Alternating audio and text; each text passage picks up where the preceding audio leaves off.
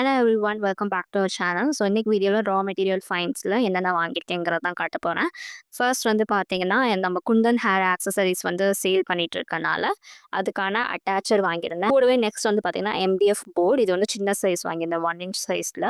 அது ரவுண்ட் ஷேப்பில் வாங்கியிருந்தேன். நெக்ஸ்ட் வந்து அதே இது திலகம் ஷேப்பில் வாங்கியிருந்தேன்.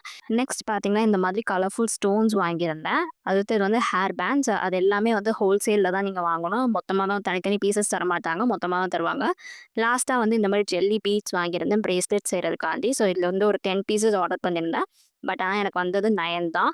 ஸோ இன்கேஸ் நம்ம ஹோல்சேலாக ஆர்டர் பண்ணும்போது சம்டைம்ஸ் இதே மாதிரி நடக்கும். ஸோ அதனால் திருப்பியும் போய் கேட்டோம்னா நம்ம தான் வந்து கொரியர் சார்ஜ் அகைன் பே பண்ணி வாங்குற மாதிரி இருக்கும். ஸோ அதனால் வந்து சம்டைம்ஸ் இந்த மாதிரி விஷயங்களும் நடக்கும். அண்ட் அதே மாதிரி இந்த ஸ்டோன்ஸ்லாம் சூஸ் பண்ணுறீங்கன்னா அவங்க சொல்கிற மினிமம் குவான்டிட்டி வைஸ் தான் வாங்கணுமே தவிர நம்மளா வந்து சும்மா 10 கிராம் அந்த மாதிரிலாம் வாங்க முடியாது.